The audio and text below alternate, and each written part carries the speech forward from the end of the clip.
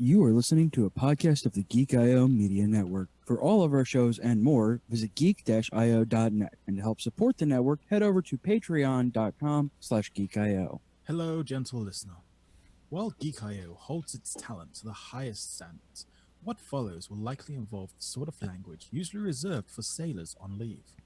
If you're of a delicate disposition, then perhaps you would consider a different podcast. Toppings is not a toy! You're gonna get us killed. I can get us out of here. I just got us out!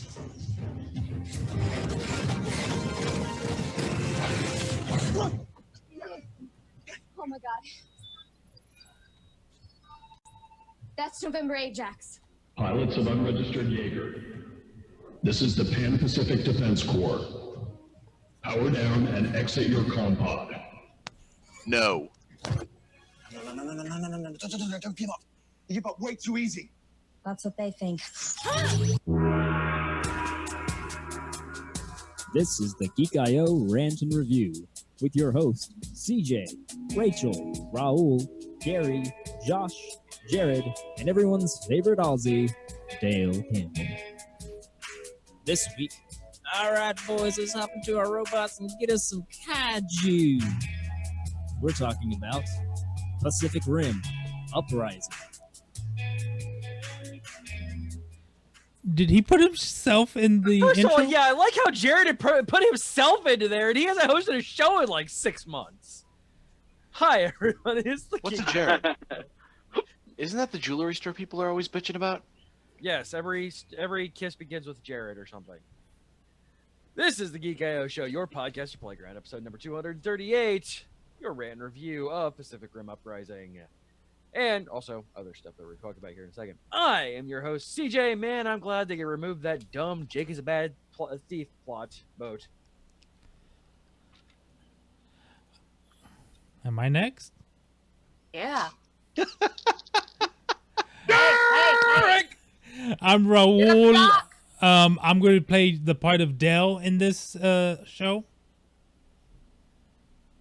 Dale, you're looking so much older these days. I'm Rachel. I don't like to repeat myself in any language, boat. I'm Carrie Gattai Wilcox. And I'm Josh, making the next one bigger. And joining us this week, I have a special guest. What? 2 rant reviews in a row, but this one's important. We have the one, the only, the beautiful, the mysterious Brandt Cooley, aka Professor Shyguy, joining us once again. Hello, sir. Hi. I'm not nearly as mysterious as he promises. I guarantee he is. I wish I was. He's not mysterious, but his iPhone's bandwidth is low. It is. You guys are sound like robots. I don't know why. My dad's internet probably isn't great. Hi, everybody. I'm pretty sure I'm it's in an my iPhone thing. hometown. No. They're probably My throwing mom it was- because they didn't buy the extra dongle. I can't put in my fucking headphones, which I do hate. Without a fucking connection thing. Why did Huh? my PC's black and white? How the fuck did I do that? See? It's not just iPhones. His PC is black and white. You're not black and white to us, though. I'm very confused. Why does it tell you it's my iPhone? Can I name it something better than that? Oh, don't worry. I have it cut off. Yeah, you're good. But not only just talking about robots and shit, the reason why we asked him to come on, you, good sir, just launched an excessively successful Kickstarter. Woohoo! I did. It's going very well.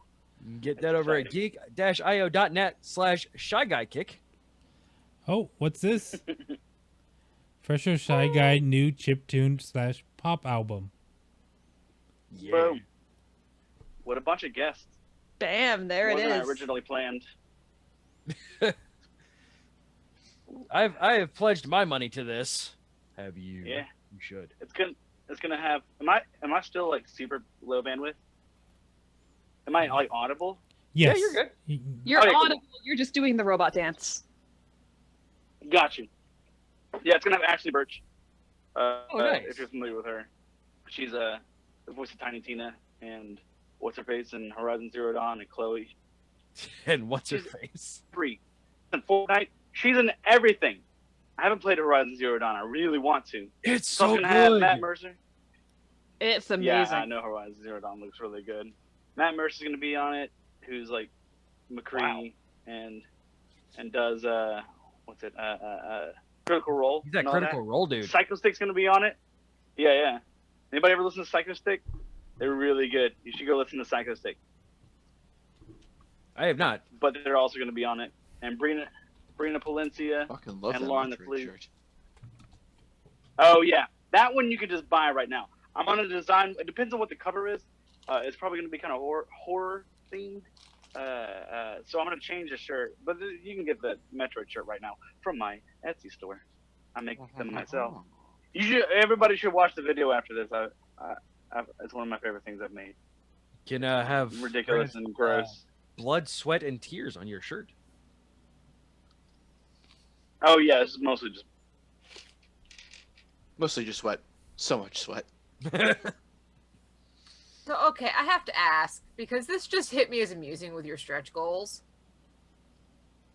Can you go into more explanation of the shoes with soles completely intact? Oh man, I left them downstairs. My shoes are fucked up. I have shoes with. They're like, you can see it's split to two different things. Like, it's not just sole from shoe. There's like a third floppy layer in there. But I reached that stretch goal, so I'll be buying shoes when I get my Kickstarter money. So you're saying your soul searching is over? Yeah, no, I have the money to buy a soul now, but I gotta search. Wait. For a soul to buy. Well, see, that's the thing. He's not a redhead. He can't just eat souls. He has to actually go buy them like a normal person. Well, no normal person They're has a about soul. 50 gold. No, I don't have a soul. Ask goals. my students. I work in IT. My soul's been gone for a while. Right? I want a Geek IO shirt from you, Brandt. I'm going to buy a shirt from you. Oh yeah, I make custom shirts too. Ooh. I actually, this is something I didn't know that you were doing before you launched this Kickstarter. So, like, oh yeah. I mean, last I talked, you were still grumping about having a day job and then trying to do this, and like, I didn't know you were doing shirts or anything like that. So, shirts is like 6 months old. I mean, I've always kind of made shirts, but like now I have a whole Etsy store and have a bunch of shirts, and it's like part of my income. But yeah, there's no day job for a couple of years. There you go. A few years now. Yeah, like it's been, like I said, it's been, other than like on Twitter and shit, it's been a hot minute since I had you on the show. So yeah. I have missed you. I think it was actually your the launch party that we did for History 1-1. History 1-1. Oh yeah. Yeah, that would have been right at the end of job stuff, I think. No, that would have been. No, that would have been after job. Job being done. Either way. Oh, that part is not important. you do. I did it. You do Steven Universe shirts too? Yeah. I've got a bunch of those. I was watching that right before I came up here to do this because I'm catching up on season 4. Me and my best friend are catching up on that. Oh. Just to the part where I don't want to spoil anything. So. So tell us about this new album, man. It's gonna be kind of like the old one. So my previous album was like pop opera. Like musically, it was the same, but it had like an arcing story, and which I love, by the way. It wasn't about specifically nerd things. Thank you. I'm really happy with that album, but I didn't kickstart that album, and I found out that was a mistake. I always kickstarted because I made more in the first day of this fucking Kickstarter than that album has in the 2 years it's been on Bandcamp. So like kickstart stuff, if you do music, because it's just it'll get you a lot more attention. And it has this like built-in like advertisement kind of thing. Like it has a whole community thing about it. I don't know. Kickstarter is, I like it. Either way, this album's gonna be just about like specifically nerdy things like the old ones are. Like I got a song about like Slither, which nobody knows Slither. I was just talking about that. A song about Undertale that's already done, and it's gonna have a song that's about. I was talking to the Psycho Stick guy Rob about what to write about for like a horror movie type thing, and we both really like aliens. the movie Alien. So we're gonna write, I think, about how the Xenomorph goes and kills a bunch of slashers. That's gonna be a more silly song. But I think the Xenomorph would kill pretty much any slasher. I don't know, how's it gonna kill Freddy? Because it doesn't really sleep. We'll figure that out. Freddy versus Alien confirmed. But the alien doesn't sleep. I don't think it has sleep cycles. Certainly fucking doesn't dream, I don't think. Yeah, I don't know if it can ever hit REM. So, well, wait. The alien does have hibernation, don't they? But do they hit REM sleep at that point, which is the only point that we did? That is a good point. Yeah, when they're in Aliens, when they're all fucking on the roof of everything, they are just all chilling. They're taking a big fucking weird nap. Interesting. Asking the deep questions here on the Geek I.O. show. Yeah. But they're also, like, if you've seen, which I'm counting, Alien, all the new ones, they're manufactured. So do Xenomorph stream of acidic sheep? Yeah. I guess that's the questions that we'll ask of the song. I hadn't brainstormed it yet, past the fact of getting to the idea. But yeah, and then I'm gonna make so it's gonna be a chiptune. What chiptune? Sometimes heavy. Really? I never would have guessed. You're making a chiptune album? Yeah. Come out of your way to jump out of your comfort zone there. I'm actually gonna make. So we reached a stretch goal of 7,500.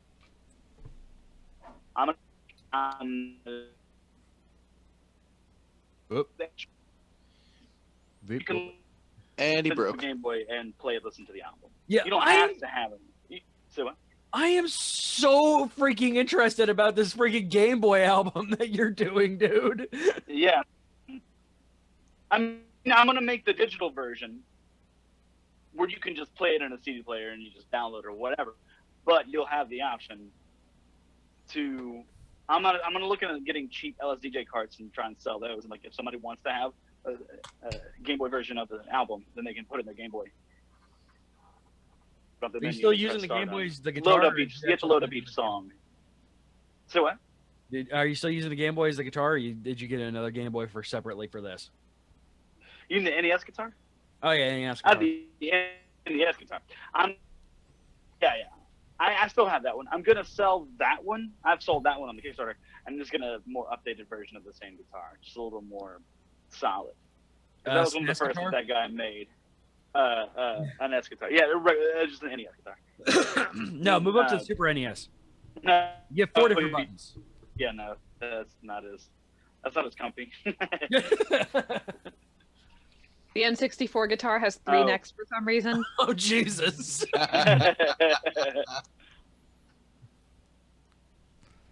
Madness. Talking about controllers, which is your favorite controller from Nintendo? I'm visiting Louisiana. And the internet's not great. Oh. Uh-oh. But yeah. So, like, what's all going to be on? Is the Game Boy one just going to be an instrumental version of the album that you're putting out? Yeah. It's not going to be new. It's going to be an instrumental version of those songs. Cool. But like, it has the Game Boy has 4 channels, so I can only make every song with 4 channels. 2 like regular channels, a wave channel, and like a channel that's just noise. So it's going to be mostly drums, but the kick drum sounds better on the bass channel. It's really fun to program music into a Game Boy because it's like there's a challenge to it, and it sounds like there's certain things you can't do on a Game Boy, but it makes a song cooler because you have limitations. Also, you're making a song on a goddamn Game Boy. Yeah. So dust off your Game Boys and listen to the new Shyguy album. Yeah. I'm wondering if that would work on a Retron, because maybe. Huh. For science. If it takes the cart, because if it takes the Game Boy cart, it will. Because it's just an emulator. Yeah. Even then you emulate the program if you don't want to buy a real Game Boy and a real cartridge. You'll be able to emulate the program LSDJ, which is like $2, and put my album in that, and you can just play it from your computer as an emulated Game Boy. No, But, no, no, no. I need yeah. to actually put it into something. Yeah, that can work too. Yeah, I'm looking at getting Tell you cheaper when you LCD get CJ. cards with that. If you let me know how much it is, I might have you hook me up with that. Yeah, that's gonna be something I'll have to figure out later. But yeah, it'll be for sale later. Not for the not like on the Kickstarter, but like it'll be on because that's a lot of logistics to find out in the next 2 days. So let's get this next stretch goal hyped. A music video, Oh, yeah. a song. We're not talking about you just walking through random places knocking shit over again, are we? Man, I wish. That was a fun video to make. I had an idea for a video similar to that, but I never did it because I'm stupid and lazy. If you want to get deep and ruin some of that fake mystery that you were talking about, so like I said, the previous album did not make very much. It made less than the album before it, and this album was already like I said, the first day the Kickstarter went up, made more than that album made for its entire existence on Bandcamp. So I was in a less hype mood for the last like 2 years. Not like completely like down, but like I was a little less like, am I less relevant? Is it fading? What's happening? But that was mainly because just advertisement has to be a big part of things, and Kickstarter has a lot of that built in. Kickstarter renewed my faith in myself. There you go. Even since I made the Kickstarter, I've already made like recorded 2 videos for. Well, one was the Kickstarter video, but another one was my cover of "Stronger Than You" from Steven Universe. I put a video of that up on YouTube of me performing it, so I've already been more active. Anyway, that's good. So it's like, where were these people when you had your album, right? They just didn't know. That's Yeah. the thing. Marketing is a huge thing. The only Kickstarter gives like some people a reason to do something, sort of. The only reason why I knew about it is because I got notified from Bandcamp that it was up, and I'm like, because I remember talking to you about it, and then like nothing, and then all of a sudden it just popped up on my Bandcamp, and I'm like, oh, okay, yes. Yeah. Yeah, because as many times as I can post to places, like Facebook has algorithms. Yep. Twitter's always moving. Instagram, I don't have a whole lot on Instagram. I have on the other two. It's hard to advertise things, even to people you know. It's hard to, because if you put it on your banner, it's not everybody looking at your Facebook banner or your Twitter banner. It's really tricky. Kickstarter makes it a whole thing that people can share, that people also help with, and gives people a reason to buy it within a certain amount of time, rather than like, oh, I'll just get it later. Like Kickstarter gives a reason to buy it like nowish, even though you don't get it nowish. It's still a reason to go do something, rather than just like, oh, maybe I get the album later. There's no reason to get it right now. Either way. Yeah. I like Kickstarter. Oh, great. Thanks, Dale, for me quoting out that I need to put it in something. I appreciate that. Legit. Well, you're not the only one that can. Never mind. Raul you does can't. words. You can't have all the fun, CJ. Maybe I need to stop drinking. Maybe that's the problem. Yeah, we're all scripts. Drink. So what else do you want to tell us about the album? It's gonna be good. Well, yeah, no shit. All your shit. That goes without saying. I don't know. My kids to this day still just beg me to put on Doctor Who Am I. Like, it's. Oh yeah. That's a fun one to play. It is. I get like, oh my god, dude! Like, my biggest sad that I have is you no longer do Dragon Con, because my favorite Dragon Con memory of you, dude, is that private party that fucking James Gunn showed up to, like with you and Ali Spags. Like, yeah, that was rad. Yeah, that was my first Dragon Con, and that was insane. That's a good Dragon Con. Man, do they still do Diamond Club Oh yeah. stuff over oh there? yeah, dude. Yeah. See, I'm about to move to Asheville, North Carolina. So instead of being 10 hours away from Atlanta, I'll be 3 hours away from Atlanta. Oh. So crashing Dragon Con becomes more of a possibility again. And I might talk to Justin and Brian about what they're doing this year, and might try and crash it maybe. I'm sure we Because I'm going to be a lot closer. Yeah. I mean, you could always come crash a certain podcast's Yeah. recording there. Yeah, we're gonna be doing shit there, like all sorts of shit What there. kind of assholes would invite this guy on? Right? I mean, the benefit of the Diamond Club is if I'm gonna pay for my ticket and sleep on a floor and stuff, I'm playing a panel room with Veronica Belmont and Michael Rooker and all that stuff. It's pretty rad. It's pretty worth crashing the whole event to have some like stuff like that. Fuck yeah, it is, dude. Veronica hasn't been doing DragonCon, has she? No, she has not. I don't know what she's been doing. She's secluded. I don't really know her though. She's working. she's. Yeah, she's professional. And Tom's got things going, so he wasn't at DragonCon. I think he's coming this year though. Oh.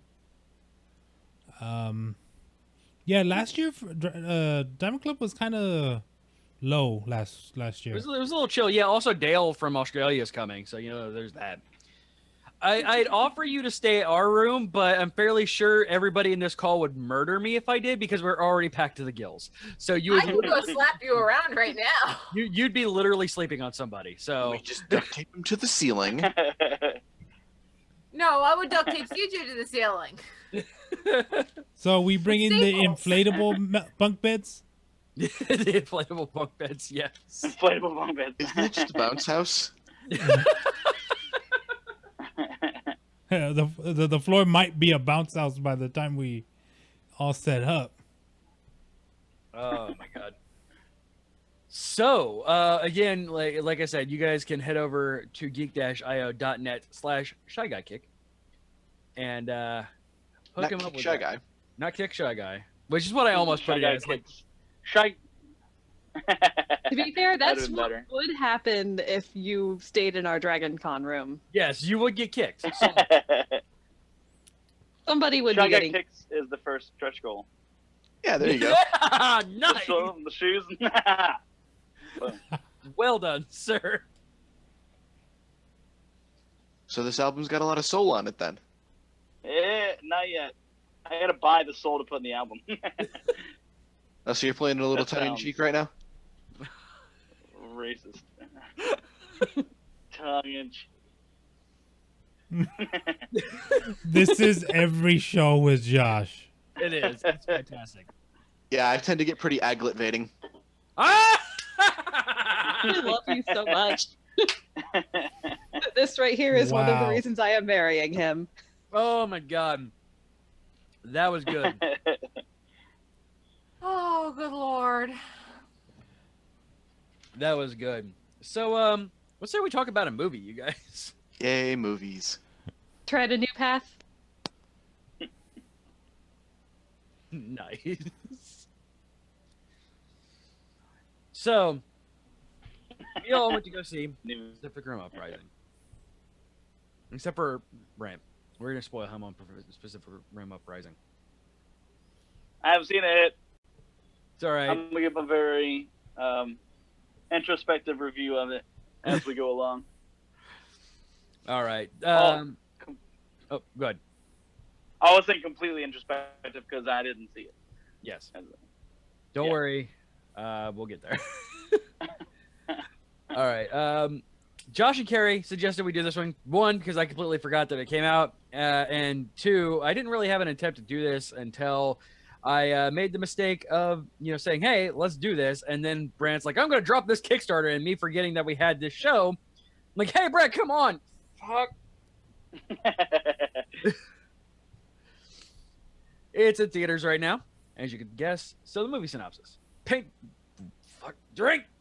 Do you want me to do this, EJ? Or you got it? Yeah, Raul's already making me drink too much. Jake Pentecost, son of Stacker Pentecost, reunites with Mako Mori to lead a new generation of Jaeger pilots, including rival Lambert and 15-year-old hacker Amara against a new kaiju threat.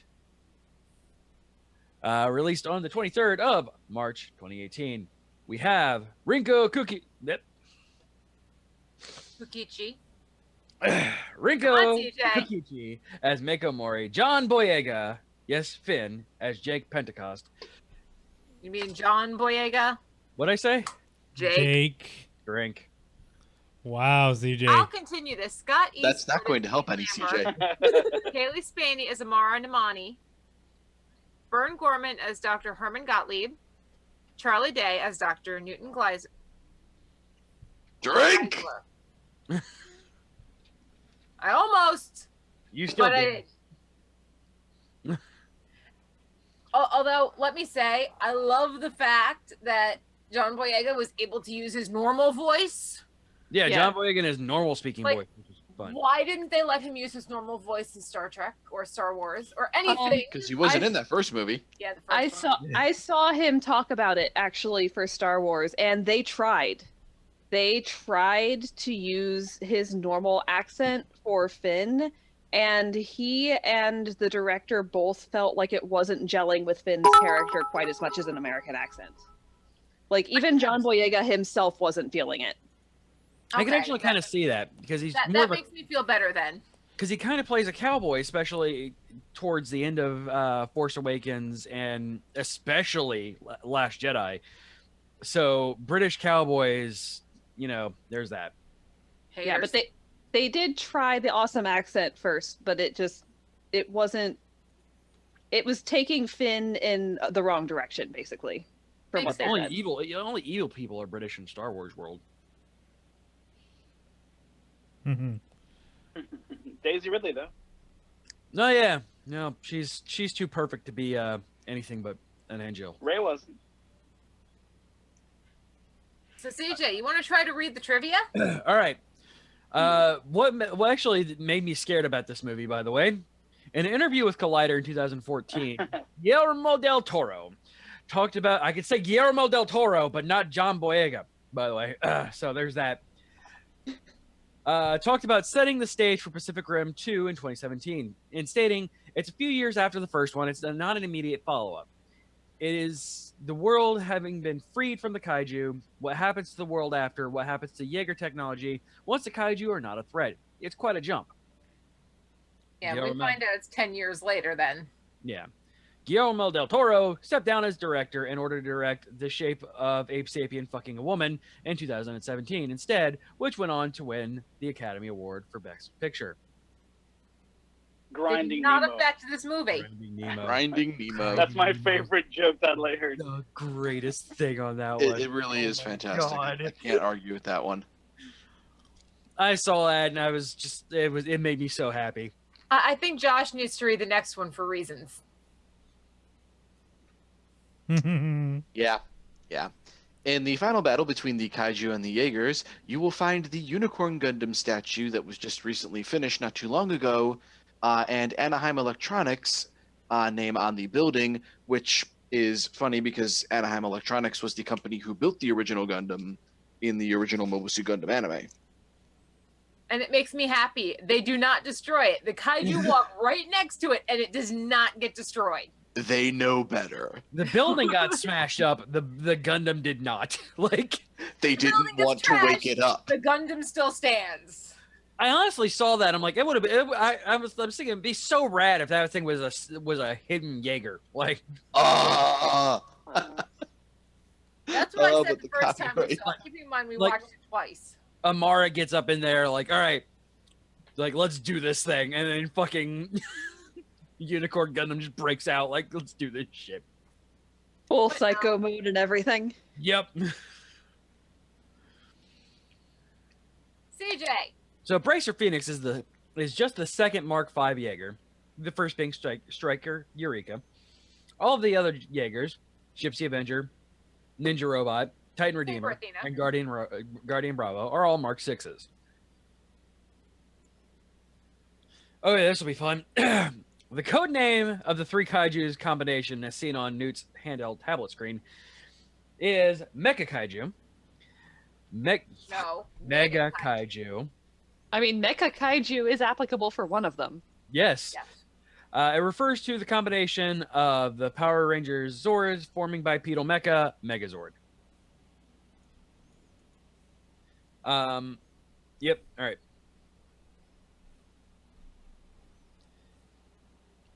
Quotes time. Yes.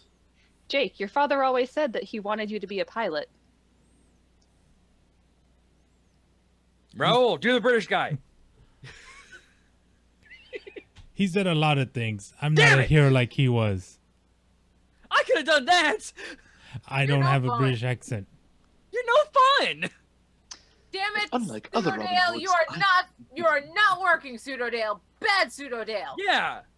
Dale's more British than you are. Well, yeah. Well, yeah, he's on a penal colony. That was last night after he finished drinking. And we've reached a new low. The kaiju. They're gonna come back. And I'm not gonna be stuck waiting for someone else to save my ass. This time. They're pilots. They're pilots that we remember as legends, but they didn't start out that way. They started out like us. This is our time to make a difference. Do you understand? Jaeger pilots! Do you understand? Come on! It's not even that hard of a British accent!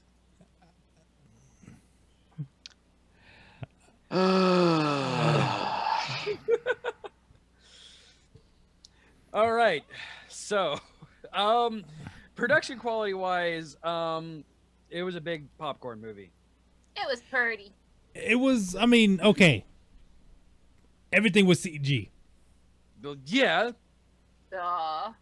Yeah, I'm Yes. sorry. The actual Jaegers were out saving the world. Were you about to say Jaeger? I was half swallowing a Coke while trying to talk at the same time. It was a mistake. I do apologize. What you mean they didn't do it how they did the old Godzilla movies? Guy inside the suit. Seen the old Godzilla movies lately? They look like ass shit. No, they did it like they did Robot Jocks, where everything was stop motion. Well, you know what the first Pacific Rim did do that I'm pretty sure this movie did not was the con pods in the first one. All of that was a mechanical set. They built a giant hydraulic Jaeger head. And when you see the pilots moving those big rigs around to move the Jaegers, the set is actually moving with them. That's not CG on there. Yeah, I did notice that they were all rigged up and like them like moving sideways and all that. Yeah, I noticed The only that. one they did that with when this one might have been Scrapper. Yeah, or at least, they did slightly more practical for Scrapper than they did for the new ones.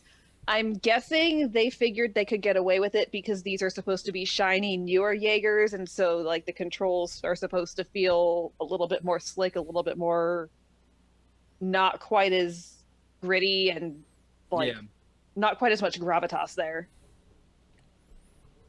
I mean, all in all, it was a pretty popcorn movie. I mean, you had a few fights. The mecha designs were gorgeous, by the way. Oh yeah. The kaiju looked really good too. Like when we finally got those. Oh yeah, where like they exploded out of the head and just integrated into the. Mega kaiju. No, not the No, mega he's talking kaiju. about the drones. Yeah, the drones Which were were also cool. Oh, the drone kaijus looked really fucking cool, man. And that was the really funny thing about those when they first showed the actual drones themselves being assembled.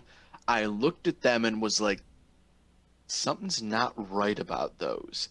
The design didn't look complete. And then when all the kaiju tendril bits exploded and started wrapping everything up, it's like, oh, now it's right. and that's how they were able to move so fluently. Because they were actually being controlled autonomously, like they had basically nerve systems in them from the kaiju. Mm-hmm. Which is probably what's going to happen in the next movie. Like they're going to find a way to replicate that with humans, with the humans, with humans. Think now I'm just picturing a Jaeger with giant claws. Snicked. Let's see what else production. I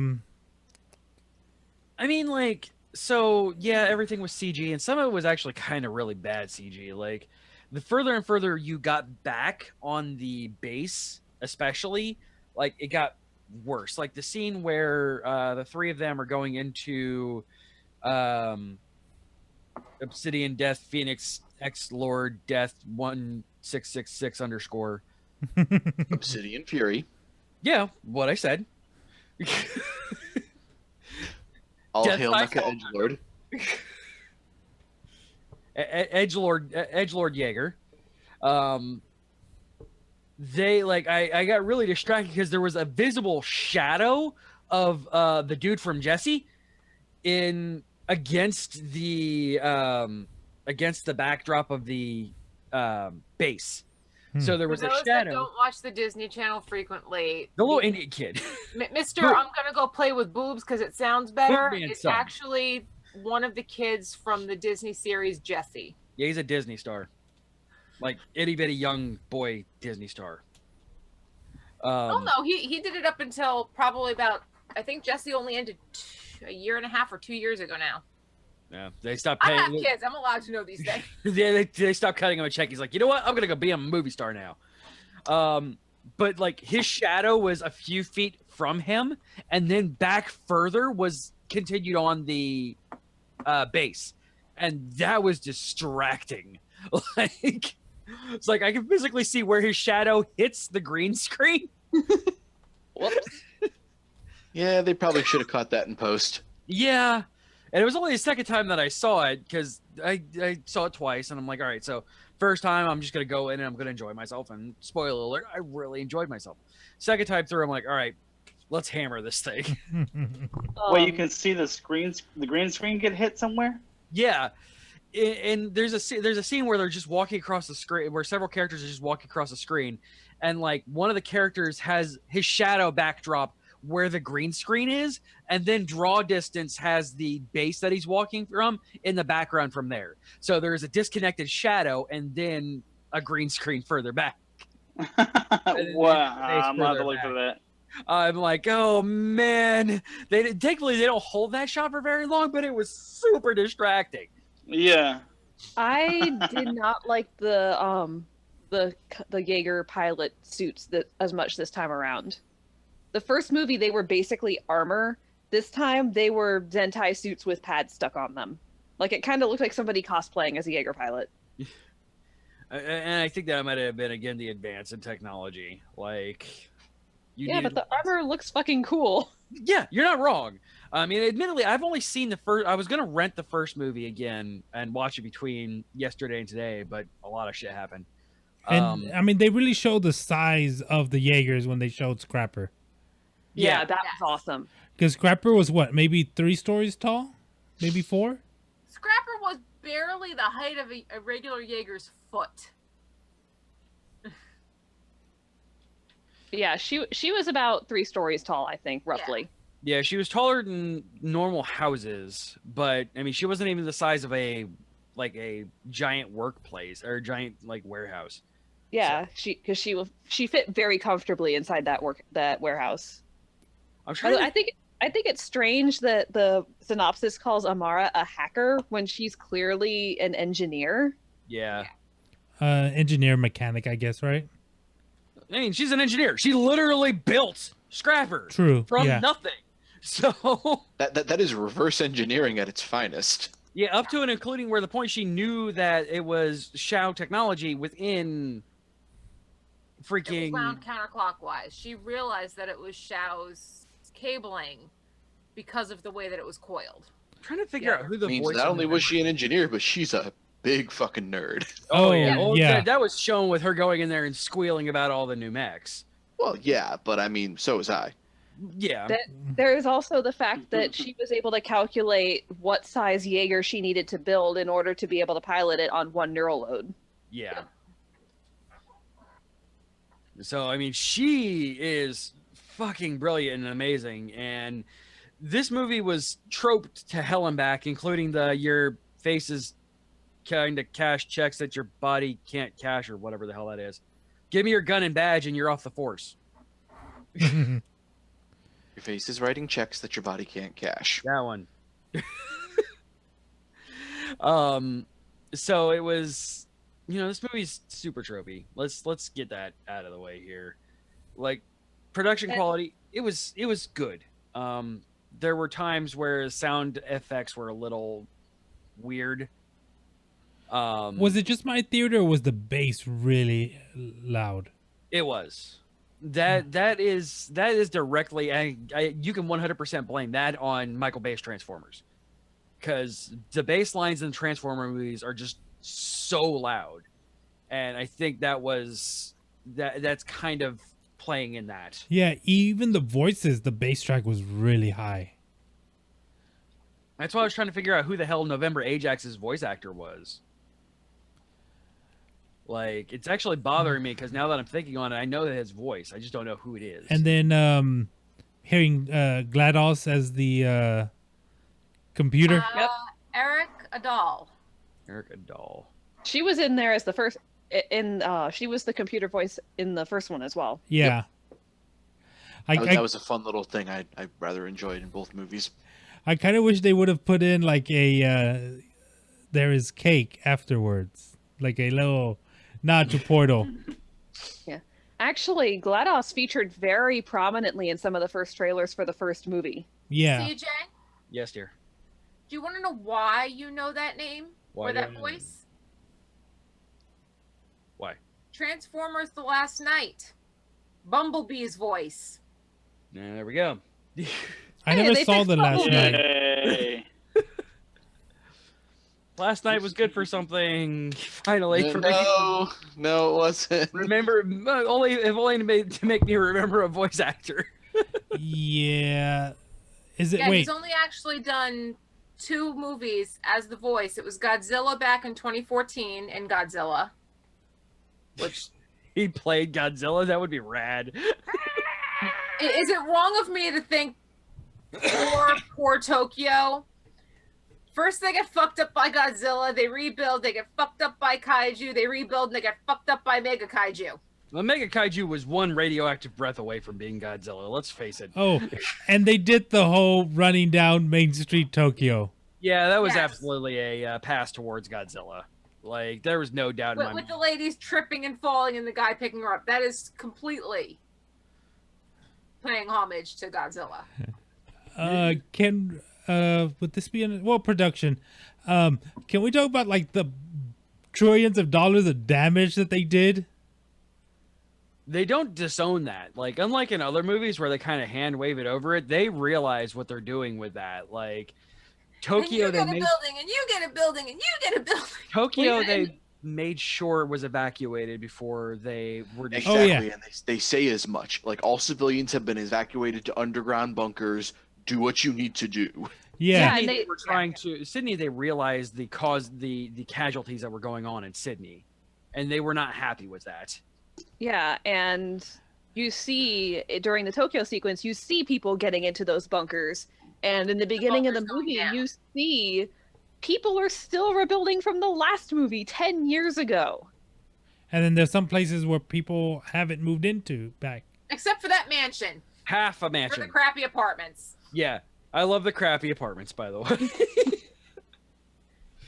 I just loved that he was trading Jaeger parts for things like Captain Crunch and People might Oreos. eat your breakfast, No, or your and, cookies, or your damn hot The sauce. the And then he sriracha kisses sauce. the bottle of sriracha. Leave my toppings alone. Never mess with a man and his toppings.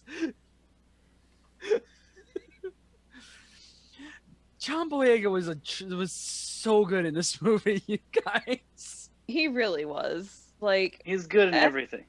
as much as this really should have been Mako's movie, John Boyega did do a damn good job. Yeah, I mean, as upset as I am about that, yeah, you needed to have. I mean, you're gonna get more pull from an American audience by having a person, especially as relevant as John Boyega is now, playing the main lead. So yeah. Well, From a narrative standpoint, it could have been Mako getting back into the pit, getting back into the cockpit because all the other pilots are gone. It could be her trying to put together why Obsidian Fury is reading similar to Gypsy Danger. it could have been her in the spotlight. And I mean, I'm not hating on John Boyega because he did do an absolutely brilliant job and he is a great actor. And I love that if they were going to fridge Mako and give somebody else the lead, I'm glad they picked John Boyega to lead the movie. And not Clint Eastwood's baby. Like, yeah, like not giving it to Captain America. Like, and I don't hate the whole movie for doing this, but it does need to be called out that the character who has a test named after her for treating women in film got put in the fridge for basically no reason, and that wasn't cool. Yeah, I agree completely on that one. I mean, I'm like on a that doesn't make the rest of it a bad movie. I can't review this movie and not point that out. I mean, I'm more like as a self-avowed feminist, like I'm more upset about Jules, like her whole part. Yeah, that actively pissed me off. Yeah, I agree with you there. Which one was Jules? The girlfriend. Exactly. Exactly. You Yeah. either. Yeah. That was confusing. That she actively angered me. Like, and then you try and make her a badass right before you get your awesomely bad montage. Like, you try and give her a shining moment, and then it's wasted because through the rest of the movie, she's literally been just somebody shaking her tits at the camera and then kissing the boys. Both of them. Yeah. One more thing on production side, it was awesome hearing the Pacific Rim theme kick back in. They should have had that going throughout the entire movie. Agreed. Yeah, the little point, the little little kind of subtle hints that they put towards the first movie were great, but yeah, especially the theme, which was so good, would have been much better throughout the entire film. And it was everywhere in the first movie, so they would have been actually more consistent to have it running throughout, but have maybe a more subdued version of it like they did in the first one, and then when you get that montage, the whole full glory kicks in. Yeah. I don't know, like that's kind of where I meant, like, some of the sound designs were weird because the rest of the soundtrack is ultimately not memorable. Like, I'm trying to think, like, I can't think of any other good piece of music. Like, the first movie did such a good job with having that over-the-top theme be its kind of crowning point on a sound level, and I think that might have been Del Toro's insistence. Like, the first movie didn't take itself super seriously. Like, it was trying to be, you know, I felt it was trying to be, you know, it's a kaiju movie, and it knows that. Yeah. Yeah. You had more fights in the first one, didn't you? Yeah. I wouldn't say more throwaway fights, but you had more action in the first one. The first one had the motherfucking boat sword. Yeah. You don't mess with the boat sword. This one didn't do anything that, you know, funny, and that's kind of sad. I mean, it did do one thing that was actually kind of a fantastic play on an old school super robot trope, but Tell us about it. Yeah. They finished off the Mega Kaiju with a rocket punch. Yes. Like, I couldn't help but to say Superman as he's flying in. Oh, the reverse Superman. Yes. The gravity sling thing was pretty cool. Oh yeah, the weapons were amazing. Except for that poor whip. Like, that whip was kind of ridiculous. Can we point out the fact that Uh-oh. I know what Rachel's going to say here. See, just always afraid when I start with that. That Saber Athena with her completely badass double sword action. Correct me if I'm wrong. Didn't it have one of the Asians and the Indian girl in it? Which Yes. is technically 2 Asians. So it technically had 2 Asians In the Ninja Bot. in the Ninja Bot. That was the yellow one, right? God, Raul! Jesus Christ! No! No, it was the red one. It was like a reddish orange color, yeah. Yeah, she was almost. Almost want to say like the pumpkin colored one. Yeah, she. I mean, yeah. to be fair, they also pushed the Indian doctor button. Well, yeah, that. But I think that's like the egregious Mako situation aside. My biggest qualm with the movie was, to me, it felt very clear where Guillermo del Toro's influence stopped. Yes, absolutely. And it was mainly with the cadets. Like, I don't even know if Del Toro would even have wanted that whole cadet sub point at all. Like, Yeah, because each of those characters felt like they were there was no way that Del Toro would have made those characters. Yeah, the cadet characters were kind of flat. Well, they were kind of flat and kind of just there as like half-hearted nods to the previous Jaeger pilots. Like Russia Girl was very obviously, a nod to the awesome Cherno Alpha pilots. Yep. The Japanese bro or Chinese bro or whichever Asian stereotype he was supposed to be was Chinese. Yeah, it was Chinese. A nod to the original three-man Jaeger from the first movie. Charlie Hunnam's really flat. In the first movie, that actor's just always pretty flat. Like, not that the character's written flat, just I'm glad it's John Boyega. I'd rather it be Reno Kikuchi. But Charlie Hunnam is just so bland to me. Am I the only one? I always get that with Charlie Day. Like, and why did it seem like those two? Dude, no, I don't like It's Always Sunny. I don't like Charlie Day. Yeah, but he's not flat. He's flat. He is 2D. He is not a good. He's not a good character actor. The thing with Wrong. Raleigh, You don't like him is different than him being bad. The thing with Raleigh and why he works okay in the role that he did is like Pacific Rim 1 was Mako's story. Yeah, they brought him in. They brought him in to enable her to do what she needed to do. Yeah. And brings me back to the cadets, because the whole idea that Mako and Raleigh were drift compatible, being pretty much absolute strangers, was a big fucking deal. If you look back at the previous generation of Jaeger pilots from Pacific Rim 1, they're all siblings. Yeah. And it stated in the beginning of the movie that siblings were preferred for Jaeger pilots because of shared experience, shared bonds. They've already got so much tying them together that they're more likely to be drift compatible. That's why the three pilot Jaeger in the first movie was a set of triplets. Yeah, and if you look at, like, for example, the Russian siblings that piloted Cherno Alpha, every single move they make is in a lockstep with each other.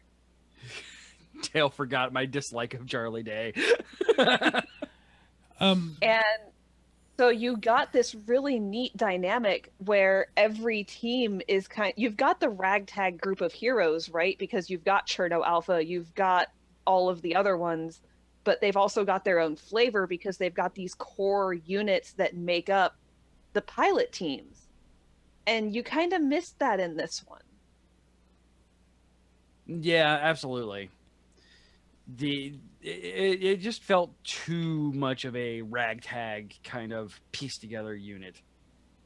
Like, and I get that was the point, especially towards the end, but like at the beginning, there was no reason for you not to kind of have, you could even have, who the pilots at that time were of Saber, Athena, and them. Like, it could have been showing off that they were brothers and sisters and stuff like that. Just kind of have that nod to it. But you never had that. You literally had nobodies. Well, Yeah. they weren't training under any kind of urgency because there hadn't been a kaiju attack for 10 years.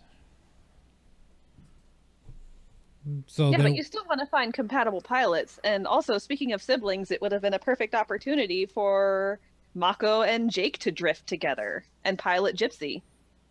Yeah. But there would, okay, so plotline wise, the way that they wrote Jake, there was no way that he would have even gotten into that as a drift unit with Mako. Like, I'm kind of pointing out the fact that Jake until the end was written really poorly. Kind of a dick. Yeah, like Jake from the beginning was a character that was just thrown in there for. He's not even mentioned in the first movie. Jake from State Farm had more character than this guy. So, oh, go ahead. Sorry.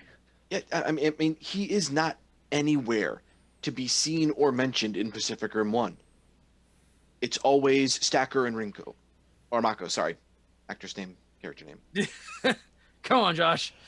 Get it together. Like, there's no mention of Stacker having a wife. There's no mention of his family. It's just him and Mako. Yeah. And that made it a really even more beautiful relationship that way.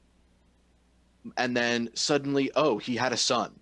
Wait, didn't they show his son in the first one? I don't think so. And again, this is kind of like I couldn't remember it being mentioned either, and that's one of the reasons why I wanted to go rent the first movie. I just couldn't. I didn't have time. Could have just come over to my house. No. I've got the Blu-ray that comes in a Gypsy Danger box. I don't doubt that. Well, I'm sitting here with a fucking giant Gypsy Danger on my desk. Yes. He glows. She glows. They glow. Thank you. Um, they their pronouns. I'm pretty sure they refer to Gypsy as a she in They the first do. movie. Well, I don't know in the first movie, but they definitely say, Scrapper's a girl, Saber Athena's a girl, which by the way, that design is so pretty. And can we talk about the chest rockets on what's the big one's name? CJ. Guardian Bravo? Guardian Bravo, yeah. I only know that because like Guardian being big tank, like that's what made me think of that one. Like, was it Guardian Bravo? Yeah, it was definitely Guardian Bravo. Yeah, where or was it Titan? I think it's Guardian. Where the pilot will flips through to the other side and the rockets like slide around the torso to lock into place in the back. That was fucking fantastic. So cool. I do love how and this one did preserve at least giving all of the mechs their own flavor and their own strengths and weaknesses, and I really enjoyed that. Definitely. I really liked Scrapper. Yeah, the mechs themselves, like the mechs were good. The mechs were so well done, and that is one of the many reasons. Like, yeah, I mean, it would have I think it would have got the same kind of feeling if maybe Jake would have died. Not Jake. Captain America would have died. Like, I think that would have grabbed that kind of thing, and yeah, it would have been a lot more interesting at that point. But we had to deal with Captain America being around. The co-pilot? Yeah. The one who's so freaking bland that Lambert. Yeah. More vanilla than Jake's ice cream? Yes. Exactly. And less toppings. It's like when you spend a third of the lines referencing a character making fun of him, it's not a well-written character. Like, you didn't even get that with fucking Newt. Which I made a joke to Rachel that if this movie would have been made in the 1990s, Newt would have been played by Stanley Tucci. No. Who the hell did I say?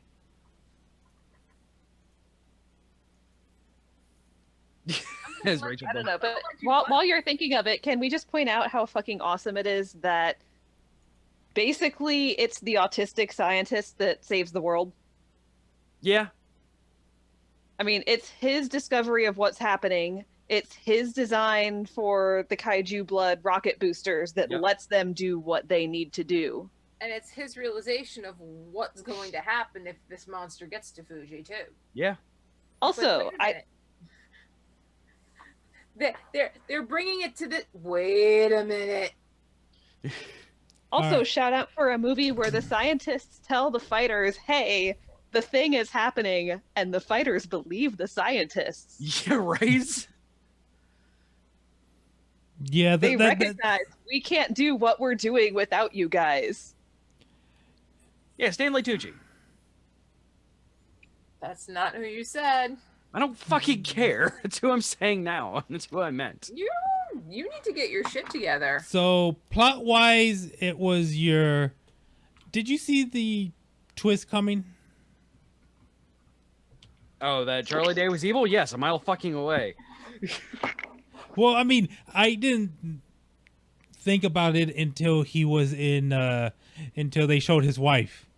Until they showed Alice. Oh, that was that whole scene was so beautiful because I don't know what they did to stage that scene, but I couldn't point out the specific elements, but as soon as he walks in the door, something feels wrong. And they build up the tension and they build up the tension and they build up the tension, and then they pan over to Alice, and that was very beautifully done. Alice, which is a kaiju brain? It's Kaiju brain. It's the one they drifted with in the first movie. Yeah, and apparently he fell in love with it. No, Well, the creatures were controlling his mind. Yeah, the kaiju was controlling his mind. CJ, Yes. Steve Buscemi. Oh yeah, Steve Buscemi too. Hmm. Would have been Charlie Day too. Well, I mean, it's not really a twist. Oh. No, it's absolutely. a twist. Shy Guy took his ears off. Oh. He's not earmuffing, he's hatting. Yeah. Is it good for him to put his headphones back on? That should be good now, right? Okay, we just talked about the. People are evil. Even if it's a small twist, I'll save that. That's well, no. I mean, I'm the one who has the seen blank, it and am on the podcast, so it's I was just dodging that one thing, whatever it might be. Yeah. And we actually kind of talked about it. I don't know if you actually heard it or not. The twist, or we already talked about. I am glad that it wasn't Li Wen though. Yeah, and Rachel looks at her. She goes, "She's evil." And I'm like, I don't know. No, I said, please don't tell me she's going to be the big bad. That would have been the cliche thing to do. And also, can we talk about her beautiful wardrobe? Oh my God, like, okay, the fact that she pilots my little friend.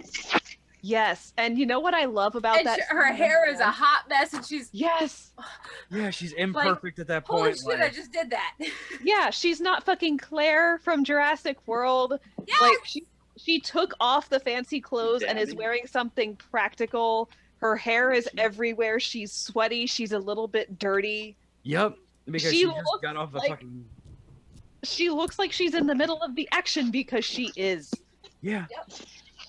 And she's using that which she has worked on to its full extent, and it makes me stupid happy to know that, you know, her tech works when it's in the right hands.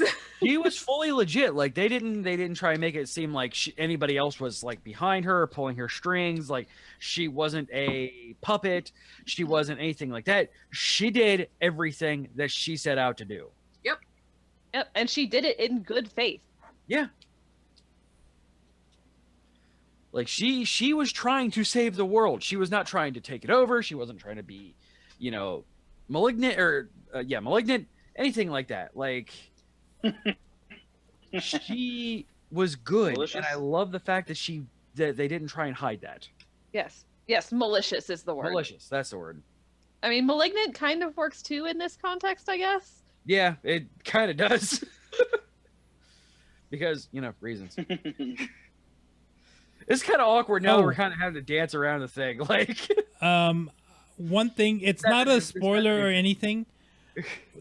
What was the brain that they were trying to drift with? Well, I mean, I'm fine with. No, Sarah. She was in the first one, wasn't she? If I remember correctly. You can talk about spoilery things. If there's a twist, even if it's small, I was just gonna dodge it. Okay. You can talk about spoilers. What was the one in? Sarah was there. Could have sworn she was. In the first movie? It seemed like a thing that they were repeating. I don't even know what the. I mean, it was a brain, but I didn't know if it was a human brain or. It was, it was very clearly a human brain. Yeah. And her name is Sarah. Well, cerebellum. Exactly. Ah, I didn't get that. I did. She's the mayor's assistant. Mm-hmm. And legs for days. Everything for days. Are you kidding? Right. So yeah, I could have sworn like that seemed like something it was calling back to. Like I said, it's been a bit. I'd watch the first movie again. It's been a bit I've since I never watched seen the first movie. We have to do that anyway. You're going to watch the giant robot fighting kaiju at the robot house. Is there any better place? So I mean, like, that's kind of like I don't have much else to say about the movie. Like, it was fun. I love the resolution. I freaking love Amara as a character. Like, I'm glad that this was not, white guy saved the day. Like, it was a very well, not great, but a well done movie. And of course, subjective opinion. Yeah. Like, I still had fun. I still enjoyed the movie. There were things it could have done better, and like Josh said, it's pretty clear where Guillermo del Toro stopped, because even though, yeah, Guillermo del Toro made a great kaiju mecha movie, he didn't forget the people. He didn't forget their stories, the tiny details. That's why we watch his movies. Well, in the first Pacific Rim, you had this constant flashback to the commander's backstory. Mm-hmm. Yeah, like the characters in Pacific Rim 1 were people. Yeah. And it showed. And it packed a punch. And you didn't get that quite as much with this movie because it wasn't him doing it. It was still a good movie. Yeah, it definitely did not have the Del Toro flair to it that the original one did. You know what it was also sorely missing? Boat swords? Ron Perlman. Yeah. He was in the credit scene. He was supposed to come back. Wait, in what credit scene? The end credit scene? Where the hell is my show? Wait, in the first one? Yeah, you never saw the post-credit scene for Pacific Rim 1? No. Oh my god. There's a post-credit scene where he's cutting his way out of the kaiju that ate him. Oh, yes, I remember that one now. Because he's a boss. Yeah. So, then, should we take a break, and then on the other side of this, go ahead and rank this up among the titans that we have ranked before? Yes. Yeah. Do it. So, then, my friends, it is time for us to play a song. And for you podcast listeners to hear an ad and then hear a song. I wonder what kind of song it's going to be. I don't know. I'm thinking Bon Jovi. Shit. Oh, that is shit. Live on a prayer, please. Maybe some Boston. Some Walk This Way. Oh, I know. Friends in Low Places. Let's play some country on here. I can play that right now. Dude, I played a yesterday. I was at my mom's friend's house. I'm visiting my hometown, and I played a song of mine on my acoustic or his acoustic. Doesn't matter. I played a song and I sang a song. And he's like, "Oh man, that song sounded really good with their Red Hot Chili Peppers. Like Anthony Kiedis could just put some emotion in that." And I was like, I wrote it and I put emotion in it. You old fucking bastard. I hope he's not watching this. Play Freebird. Play Freebird. Dude. Enough time hasn't passed to turn the Red Hot Chili Peppers to classic rock yet, right? Yeah, they have. Yeah, I think so. Like the early 90s, like the 90s stuff. Pretty much anything 90s is now classic rock. It's been over 20 years. 20 years for a lot of it. Let's be fair. Red Hot Chili Peppers are California rock. Yeah, it's still. All right, guys. So I'm gonna Shyguy sent me some stuff, and I'm gonna play a song that is completely appropriate for this show in particular. So, fresh off his new album, here is Monster Love. Stay tuned.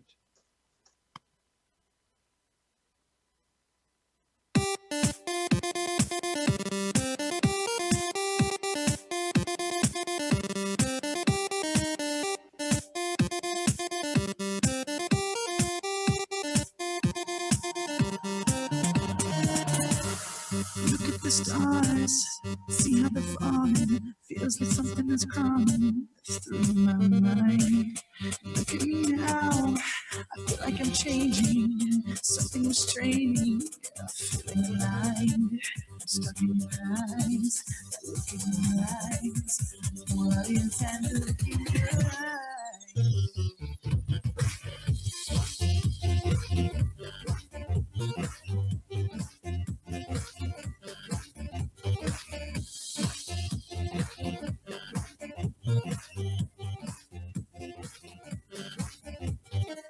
You must have something I see. I need everybody if you know what I mean. I'll take you places that you have seen, but in a different light, I'll make you my queen. If you could see past all the things I've done in my life till now, maybe I can find a way to make you proud. I understand that you might have doubts, just promise you will try to find a way out. I was a monster, baby, till you forgave me. Now take me and never let go. We could rule the planet like we began it. Just me and you grow. Oh, oh, oh, oh, oh, oh, forever and ever. Oh, oh, oh, oh, oh, oh. I was a monster, baby, till you forgave me. Now take me and never let go. We could rule the planet like we began it. Just me and you growing, growing, growing, growing, growing, and growing, and growing.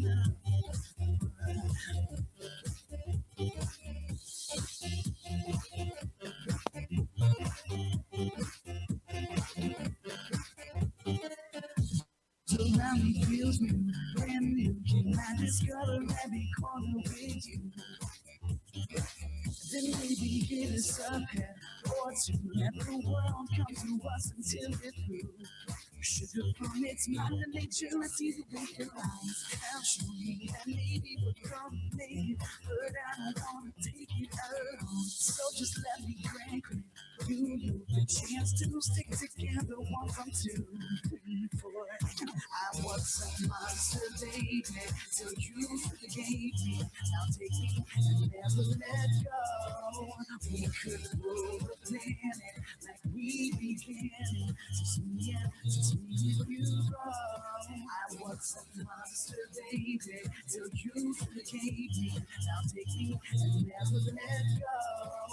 We could rule the planet like we began it. Just me and you grow.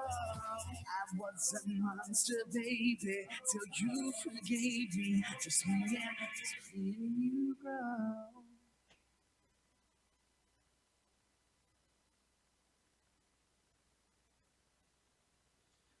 Oh my god.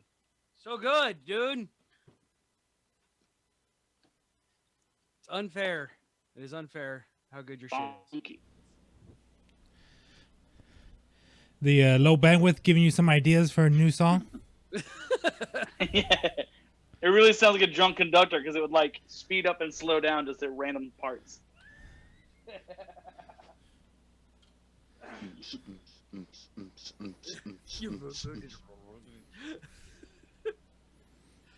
So I was trying to remember, all the Jaegers are nuclear powered or just a few of them are? I'm pretty sure they're all nuclear powered. At least the early ones are. Because I know that was Cherno Alpha's sticking point. yes, it was Cherno Alpha sticking point. In Pacific Rim 1, a lot of the newer Jaegers, because Gypsy and Cherno were from an older generation. They were like Mark IIs and 3s. And they were all nuclear. And some of the newer ones, like the fancy Australian one, got taken out by an EMP because it went digital. Guys, we got raided. Oh, we got raided. Oh, yay! Thank you, Ritual Missed my Misery. Ritual Misery. I am in misery. Oh my god. Yay. Raids. I like raids. Pirates, booty, panty, ritual. Kaiju. Yeah, it was like a plot point that they had this new power source, and part of it involved like digital signals to control it. And the Kaiju were able to wipe it out with an EMP, and that's why they were able to continue fighting with Gypsy, because Cherno Alpha got destroyed, and Gypsy was the only nuclear Jaeger left. Yep. So I don't know what they did with the 5s and 6s, if they put nuclear back in at least some of them, or if they all went digital. Well, they kind of like played at that with the Gundam Death Scythe Hell, Obsidian Death Stroke 666_XXX Sephiroth.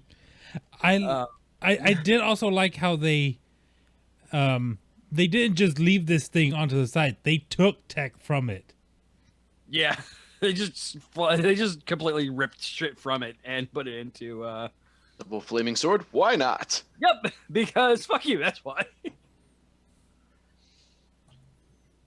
All right. Well, then let us, without further ado, go ahead and move on into our Tito scale. That's right. It's time for another scale of trannies in the Outback, our obligatory 1 to 10 scale, where half points matter. Man, that reference is like super dated now, isn't it? 6 years old, dude. We've been at this for a while.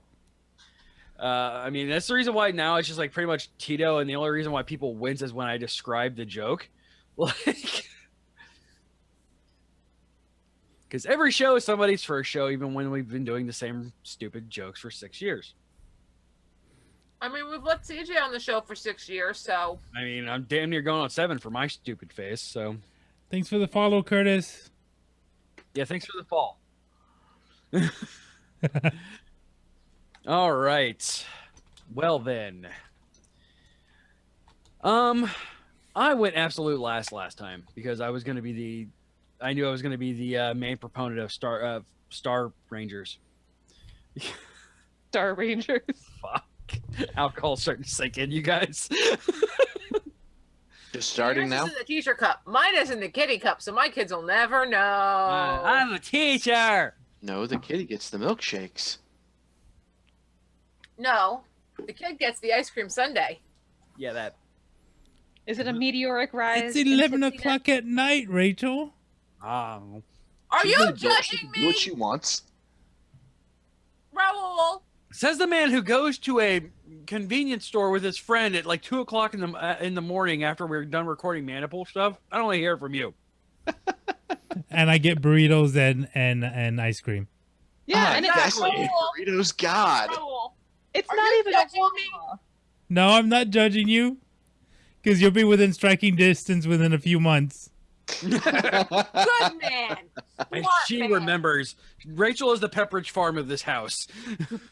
Raul, remember, I have nails. You don't like them, do you? Oh. Oh no! Look! It's a bunny rabbit. Oh, He's cute. it's cute. My ice cream. And the best part of this ice cream is it's vegan. This entire thing is vegan. Yep. Because real milk hurts my tummy. So essentially, at this point, unless I'm distinctly eating meat, I'm eating vegan. All right, let us. CJ vote. Everyone's favorite meat eating vegan. I didn't know how to respond to this one. Are you okay, Josh? I broke Josh! It's only taken me a year to do it, but I did it! Carrie, just turn your chair like a half inch that way so we can bullshit. There we go. I'm for Josh just to fall out of his chair. Because he's fucking hard. And that's it.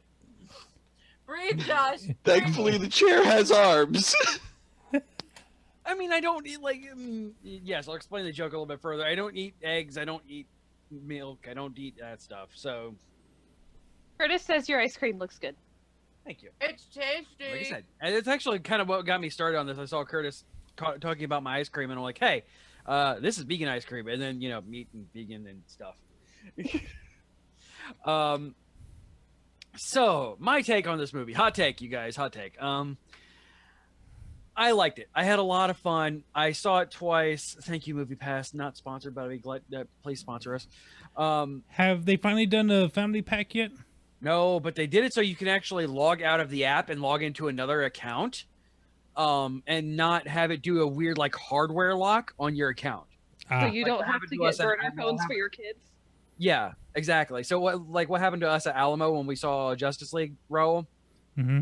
Where it wouldn't let me log into the other account. It still said I had an active ticket going. That's no longer a thing. So I mean, it's a lot easier for me to, do it on the one phone or on the two phones at least. So, I mean, there's that.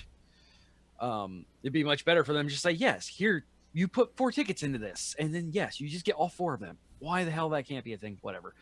So I saw the movie twice and I enjoyed it both times. The second time around, I still, the fun parts are fun. It is still giant robots hitting other giant things, and it's so much fun. The actors, the second half of the movie, which with Dale's really bad analogy aside, I still enjoy the end of the movie more because that's what sticks with me.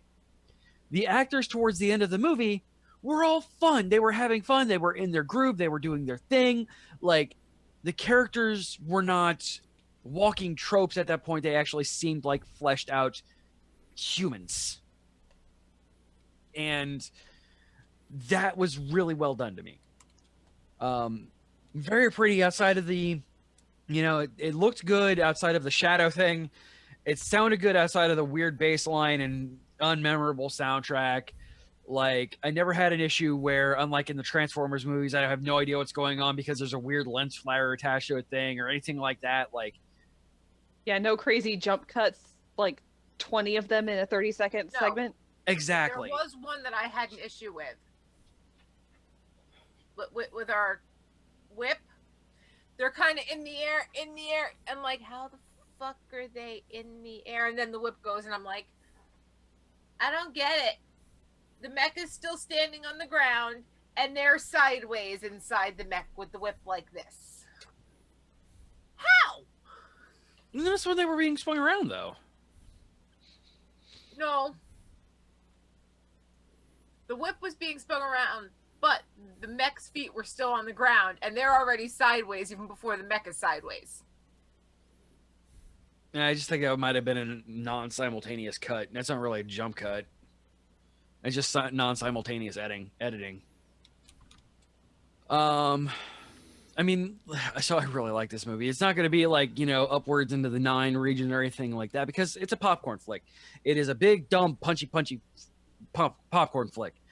And I laughed so hard for no good reason at the montage. It made me so happy because it was so dumb and exactly what I wanted, what I got out of the first movie and put it into this one, which again was a lot more self-serious than the first one was. And that did kind of downplay the movie a lot. So I'm going to give this movie an 8. I really, really enjoyed it. It was well done. It's far from perfect, but if I could say I've seen a movie twice and enjoyed it both times and I'm willing to go see it again when it comes out, yeah, absolutely. I have to rank it high. Rachel. Just go left or right on the sheet. Aww. That means Mecha Man's last. Mecha Man needs to be happy. So, the typical things for me. I had no I shouldn't say that. I had minimal background going to this. The 3 times that we've gone to sit down and watch Pacific Rim, I've gotten sidetracked with the kids, or I've had to leave halfway through, or I've fallen asleep because we've watched it when I had 102-degree fever, and sleep was more priority than watching a movie. But Pacific Rim unto itself kept my kids quiet while I was napping, so I was okay with whatever little snippets I saw while I was, semi-conscious. So having very little background, I knew about the kaiju, totally got that. Knew about the alien race that was Precursors. controlling them. Predators? Precursors. Kind of knew the story about how the world was saved. Didn't quite get the whole thing because there was huge gaps because fever and napping and leaving and kids. So going into this, I had very basic knowledge. The fact that they fill you in on that knowledge, at least what's important for it, in the first 8 minutes of the movie, they kind of give you the rundown of, hey, boom, boom, boom, boom, boom, boom, boom. Okay. Thank you for, telling me all about Pacific Rim. Do I really have to go back and watch it? No, I don't. Not to get through the movie. But I will. Because now I'm more interested in actually, staying awake through it. So I have to figure out where the hell I can get it streaming. But that's beside the point. Josh and Carrie's. Josh and Carrie has a movie. I have it on Blu-ray. The box is a Gypsy Danger. How does it surprise you, Rachel? This doesn't surprise me. At least it shouldn't. So in order for me to enjoy a movie, especially if it's one that my kids are going to watch with me, it needs to keep them silent. And it also helped that we had 2 seats, and then they were sitting in front of us in the 2 seats in front of us in our theater. Nice. Swirling next to me. But even with that, it kept my attention. Shut my kids up. It was enjoyable. You say that with all love and care, right? Totally. Yes. When would I say anything about my children without love and care? Ask CJ about him escorting our daughter out of Publix today. I had fun with it. I got to go in there with an open mind and be mindless. Unfortunately, me being mindless got me hooked into the movie, which it was when certain things happened, I was like hitting CJ going, oh my God, oh my God, oh my God, oh my God. And he got quite annoyed with me at one point, which is fine, which makes it even better because I got to annoy the hell out of CJ on something. So I enjoyed it. I got peace and quiet without my kids at my butt because they were enjoying it.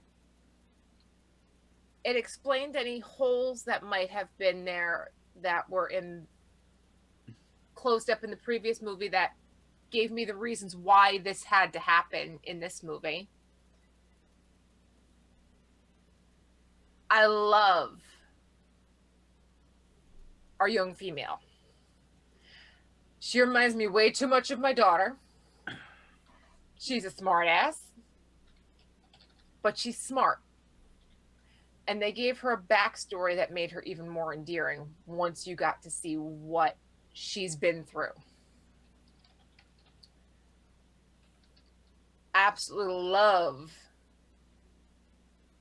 love Pentecost. Clint Eastwood's son, he was a necessary part of the movie. Annoyed with the death of our friend. Should not have refrigerated her. Kind of understand why they did. Kind of wish they didn't because there was already a seed planted there for him to do what he was doing already. Yeah, there were other ways to get to where they needed to go. Yeah.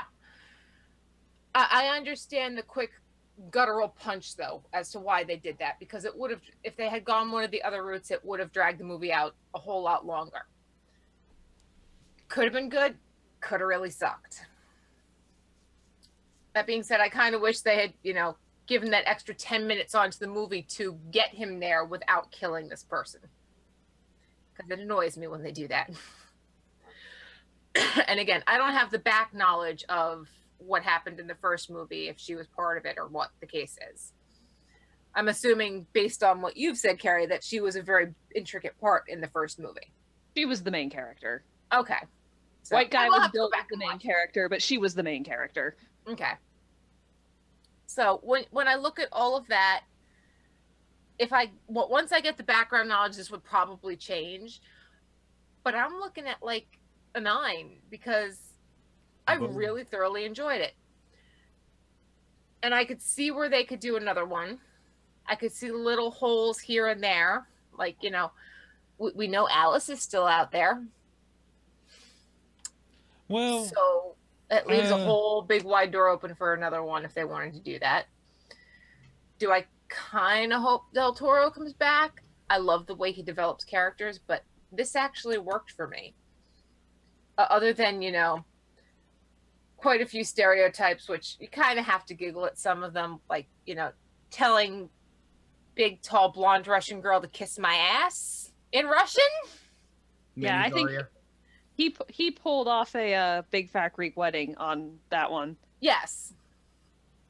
Yeah. And, you know, it's the Asian dude that precipitates that because it's like, oh, I'll teach you some. I got you covered. And it's like, oh, shit, what's he going to do? Yeah. Exactly what you'd expect.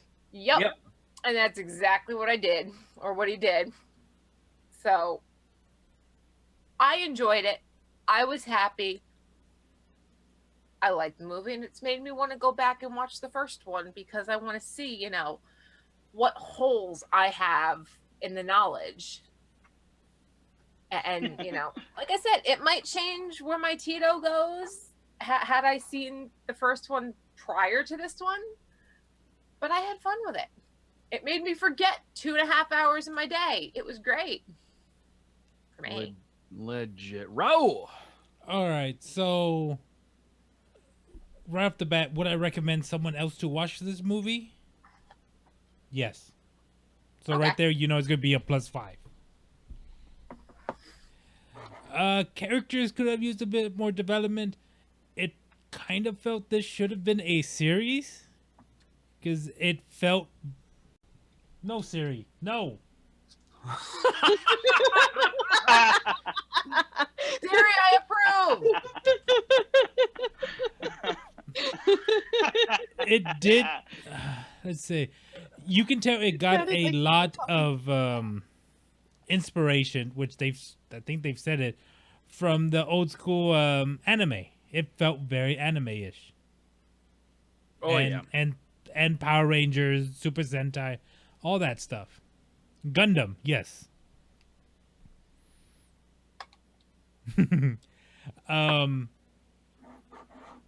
But I mean, the characters, I wish we had more time with the characters.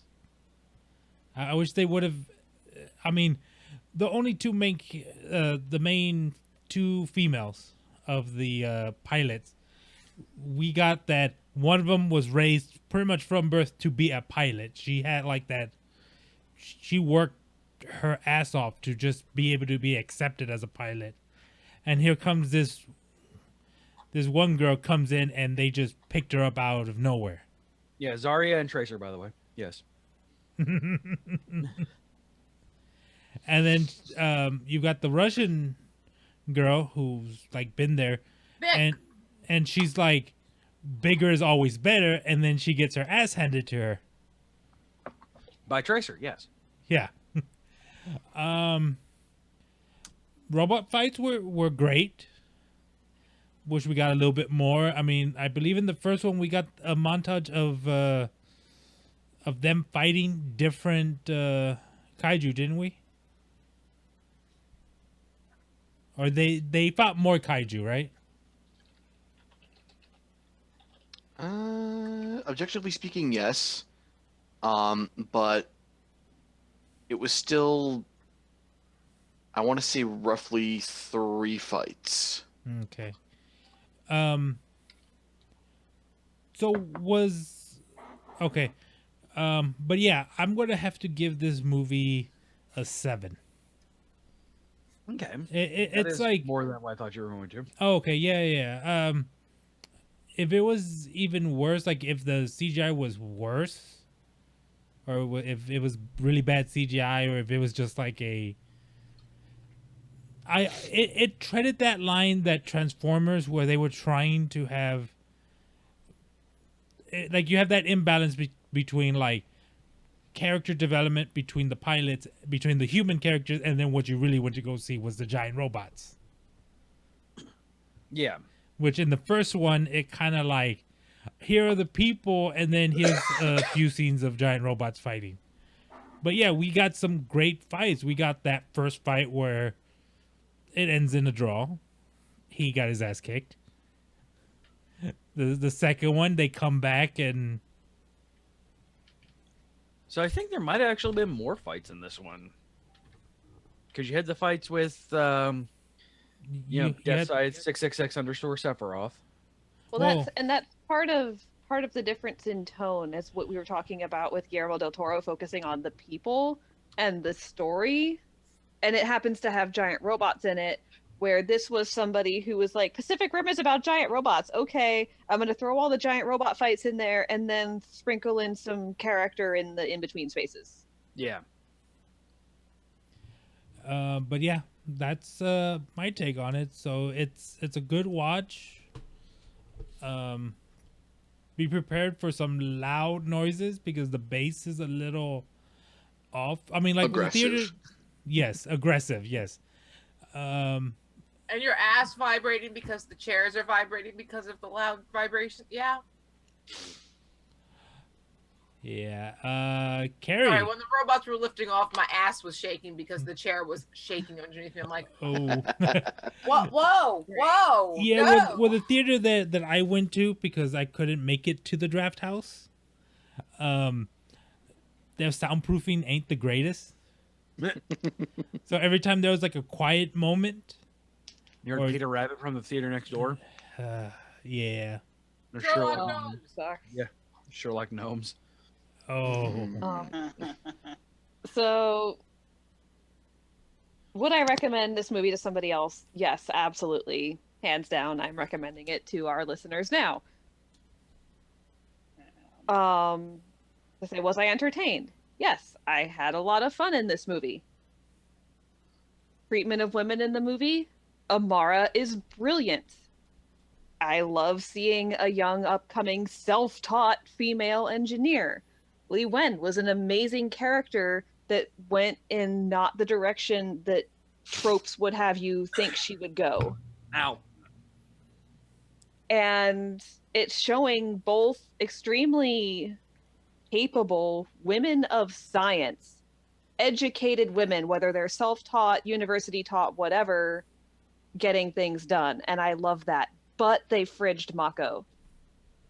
And that hit me hard.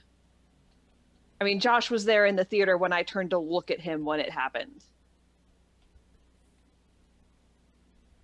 And that does knock a bit off of it for me, just because of everything Mako means and what her character stands for the portrayal of female characters.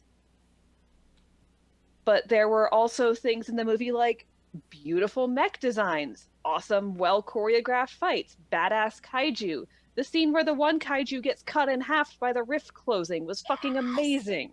Yeah, Snip Kaiju. A genre film respecting science. The whole Pacific Rim franchise from the beginning has had a very healthy respect for science and scientists. Science. And yeah, we have these awesome, badass, giant robots, but we only have them because of the scientists that work their asses off to design them for us.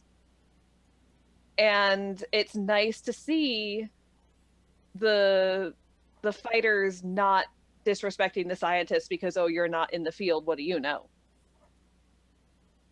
So I still really love this movie. And I'm sounding a little bit critical because it's a rant and review. We kind of have to point out some of this stuff, but overall, I really enjoyed it. I had a lot of fun. It was a well done movie, except for one very major thing and a few minor things.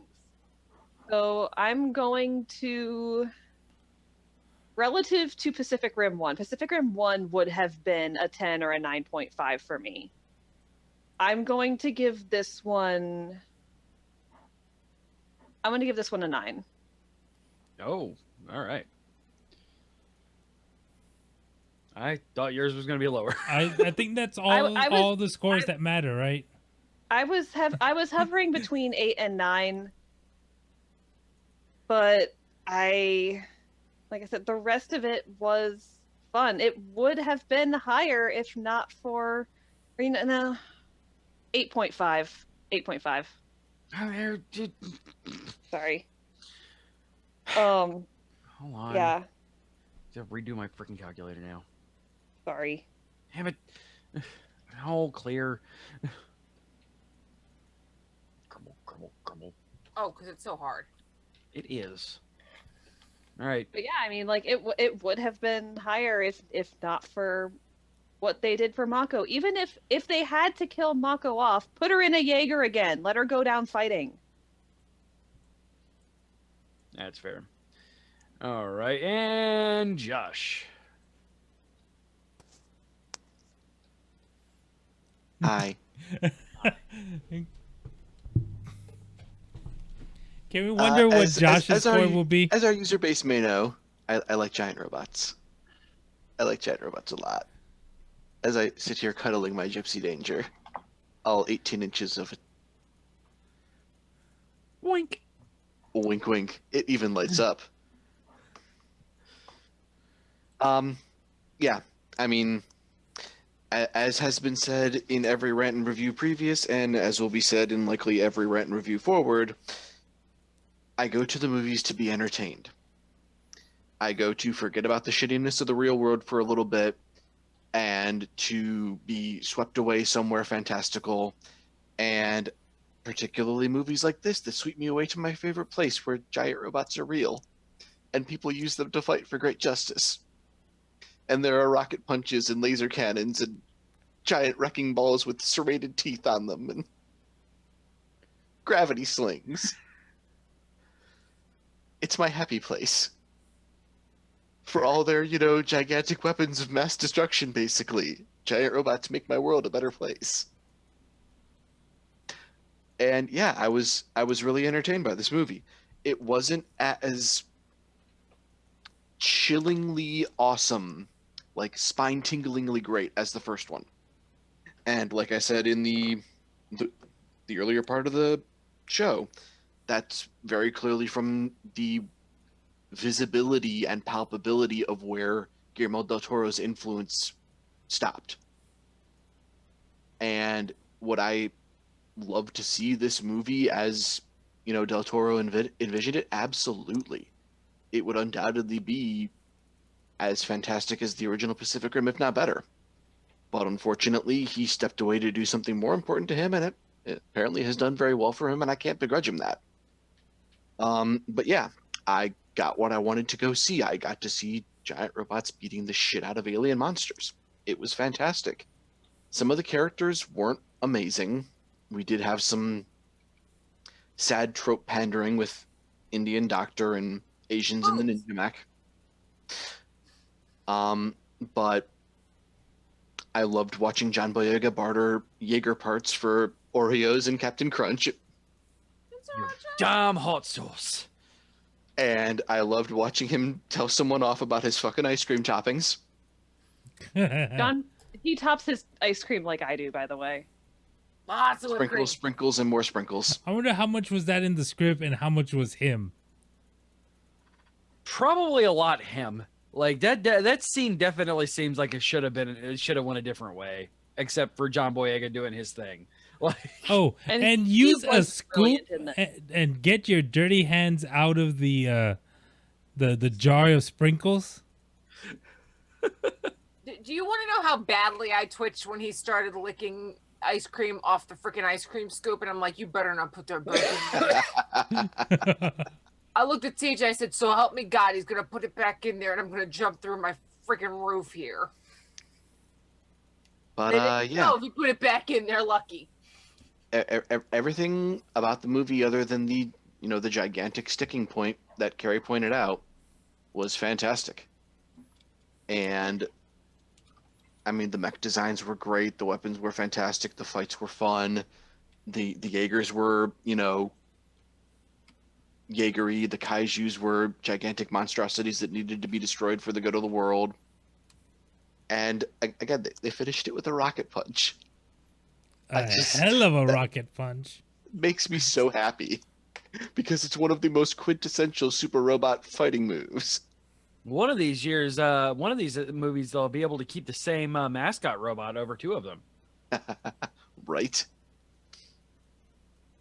So yeah, I mean, unsurprisingly, this one gets a 9.5 out of me. It's not perfect, but it's still what I went to the movies to see. It leads us with a 8.4, by the way. Very solid. Very, very solid. Last Jedi only got an 8.93. So, I mean, there is that. There we go. So, what would you think of this? What do you think of what we described the movie as, Brandt?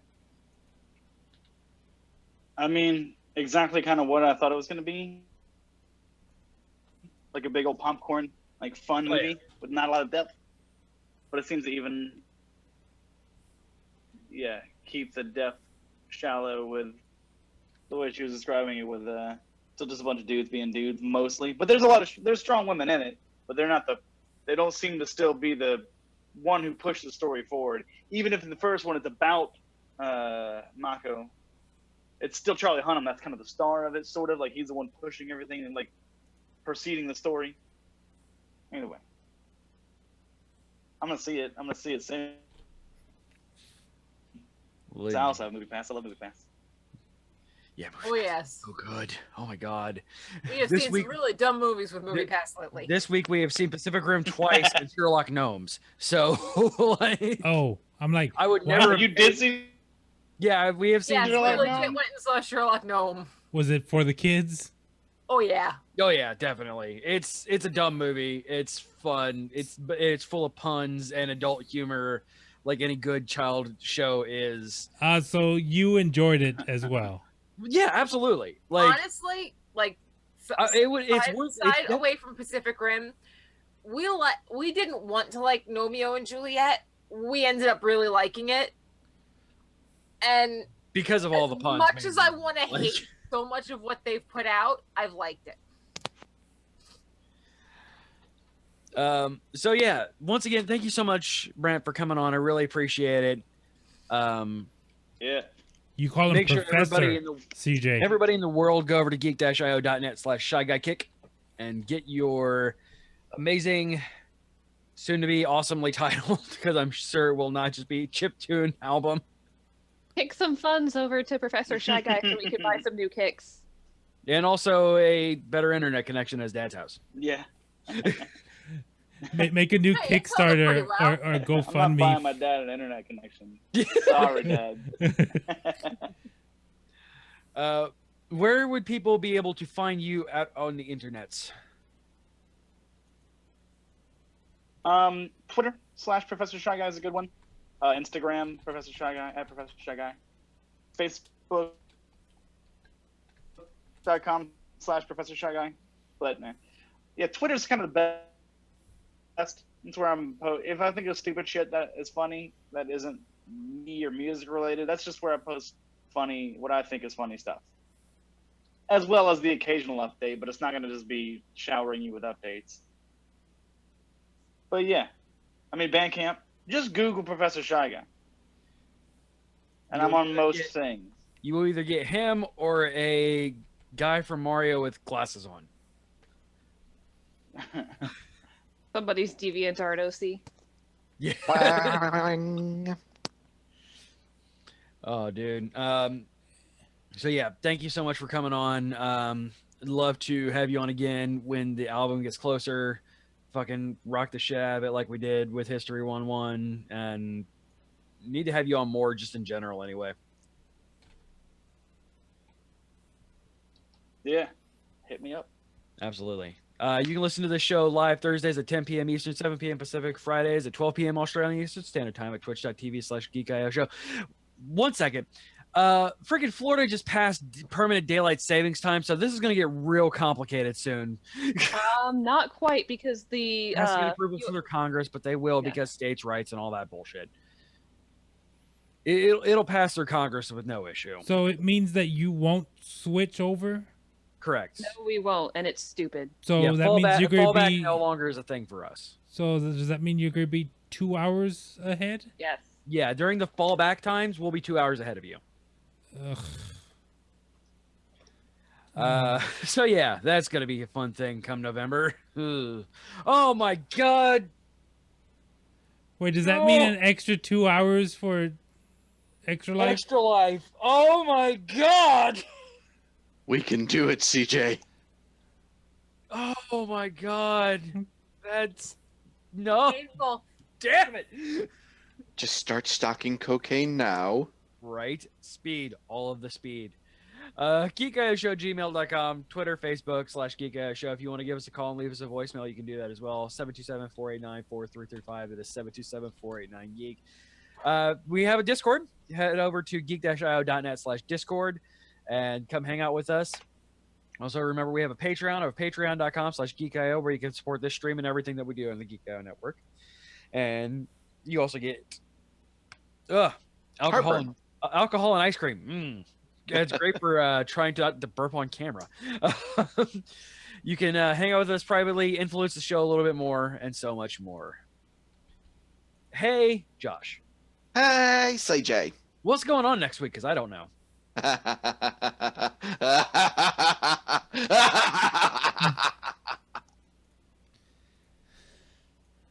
Next week on the Geek I Show, with CJ out at PAX East, the Runaways are lighting up the night. I mean, running the night.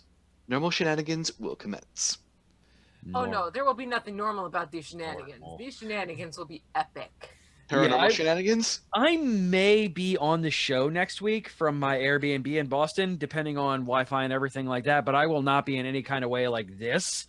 So if I'm on the show, it'll be more like probably what Brandt's doing right now, which is like, yeah, this is great and totally holding up. Chew it on tape. Well, the last time CJ was out, we ended up with the kangaroo jerking episode. So yeah, weird shit happens when I'm not on the show. For some reason, I'm the logical linchpin, you guys. Oh. I leave and everything goes to hell, and I love it, by the way. We're gonna have Dale back next week, right? Yep, Dale's back. So that's gonna be fun. Like I said, Depending it on might how be. the kids are that night. You'll have me. It might be Delbert and I from an Airbnb. So. Oh my. Oh, I've already told him I'm bringing my Pikachu Kirigiri. So he'll cuddle up with Pikachu while we're at PAX East. Yeah, that one. All right. So do you guys want to know what went on this week? No, never. I hate this week. Okay. Oh. All right. So that is so sad. We had some shit go down in the mana pool. Yeah, we did. The flames rage on and the tension rises higher than the smoke, which Rachel choked on. Yes. The players are in position and audience is at ready. The curtain draws and our show begins. Can you tell that I didn't write this? Yeah, I was saying this is a lot better than the guys do the thing. Yeah. Spelled incorrectly and carry Josh. Questions that have been hanging in the air are finally answered, but new ones take to sky. Okay. As our heroes rally against the oppressive darkness overwhelming Tovara, limits are reached, loyalties are tested. It's good. Gamer Geeks, we streamed Overwatch with it was what, all 5? There's 4 of us. We had 5. Yeah, we had 5 with a special sheep. Yeah, Sleep the Sheep. Let's see. Anime Otaku Show wrapped up Ancient Magus Bride. So many feels. Holy shit. Yeah, don't be afraid when you see like a 2-hour long audio file in your podcatchers. We just have a lot to say about our feelings. And Next also week should be a lot iRobot. We talk about what's going to go on next season. I have to binge My Hero. Right, you haven't watched it. Wow. Don't worry, I'll do it this weekend. I've got a 3-day weekend. You won't have a problem being entertained. Liquid Handicap. I made it to Bowser's Valley. In the last week, he made it to Bowser's Valley. Good job. Next week, Dale's starting up Donkey Kong Country 3 for Liquid Handicap, you guys. Oh my god. Minecart panic! Minecart panic! Minecart panic! Right? I can't wait! Wait, If he thinks light rails are bad. wait, I thought Minecart Panic was the first one. Newsflash, if it's a Donkey Kong game, there's going to be a minecart level. Yes. It's like ice stages in a Mega Man game or Mario game. Water temples and Legend of Zelda. Like, oh yeah, Water Buffalo showed up on Gamer Geeks too, which was great. And we discussed his new screen name, which is of course Water Ruffalo, and him being on the Age of Aquarius or whatever the hell we called it.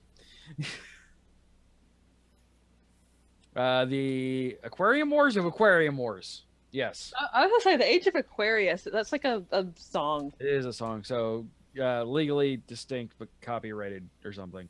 We have show titles by going over to showbot.tv/geekio or geekio.showbot.tv. You two could have been we've been adding stuff and you can vote on it, and he still doesn't have a certificate. I have to update that macro. So we have Every Kiss Begins with Jared. They're not black and white to me. You're doing the robot dance. Big fucking weird nap. Walking through places and knocking random shit over. Isn't that just a bounce house? Leave my toppings alone. She looks like a hot mess. The world's best meat-eating vegan. No Siri, no. And Zarya versus Tracer, the movie. Boop. Oh, one's easting and one's eating. Easting! Dale put easting. The world's best meat-easting vegan. Happy Eastering. Oh, wow, we have a 3-way tie.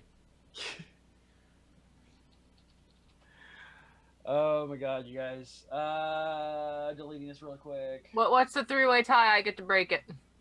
You're doing the robot dance, no Siri, no, and Zarya versus Tracer, the movie. I can't vote for robot dance. I'm trying to. Okay. Boop. All right, so I that kind of want no Siri, no. So now we have a 2-way tie. Shyguy, you get to be the No Siri, no. No Siri, no is the winner. Woo! That's my favorite part. It needs to be a series. No Siri, no. All right, guys. Thank you so much for hanging out with us. Really appreciate it. Brandt, thank you so much for coming on, dude. It's always a blast. Yeah. Maybe see you at Dragon Con if you're gonna crash it again, because that'd be fucking rad. We'll see. Maybe, yeah. All right, dude. If I can find a good enough reason to get all the way over there. We'll get you a reason. get you a random corner room for you to rock the hell out of again. All right, guys. I just closed my soundboard. We'll see you guys next week. Bye. Bye. Nope. I don't want that one. I want this one. Playing at the same time. Hope you've enjoyed this Geek I.O. Media Network production. For more, visit geek-io.net. Copyright 2018.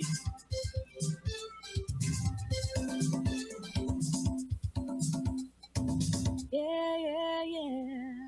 Diamond Club hopes you have enjoyed this program.